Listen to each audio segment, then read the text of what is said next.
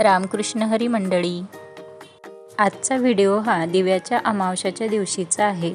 या दिवशी आपल्या घरातील दिवे स्वच्छ करून त्यांची पूजा करण्याची परंपरा आहे।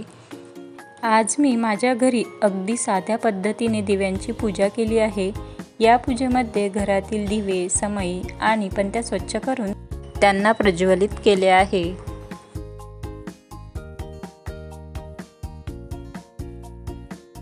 दिवा म्हणजे प्रकाशाचे प्रतीक, अंधार दूर करून आपल्या जीवनात ज्ञान, सकारात्मकता आणि सुखसमृद्धी यावी, अशी या दिव्याच्या पूजेमागची भावना आहे। चला तर मग आजची माझी साधीशी दिव्याची अमावस्या पूजा मी तुमच्यासोबत आज शेअर करते। तर कुठलीही पूजा करण्याच्या आधी आपण सर्वात आधी गणपती बाप्पाची स्थापना करत असतो। तर इथे मी गणपती बाप्पाची स्थापना करून घेतली।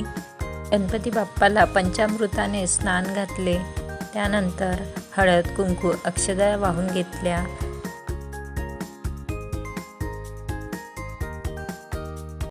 गणपती बाप्पाला लाल रंगाचे फूल खूप आवडते, त्यामुळे गणपती बाप्पाला लाल फूल वाहून घेतले। आपल्या घरात जर लहान मुलं असतील तर त्यांच्याकडूनही पूजा आपण करून घ्यावी।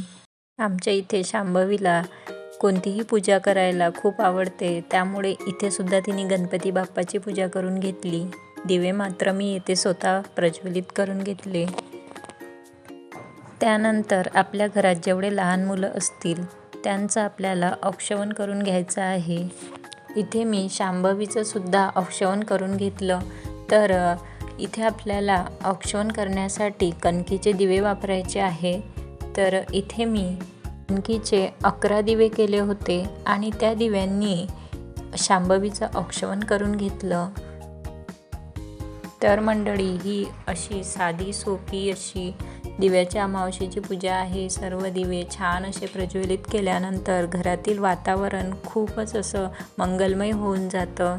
तर मंडळी, असा होता आजचा ब्लॉग। व्हिडिओ आवडला असल्यास व्हिडिओला लाईक करा, शेअर करा आणि चॅनलवरती नवीन असाल तर चॅनलला सबस्क्राईब करायला विसरू नका।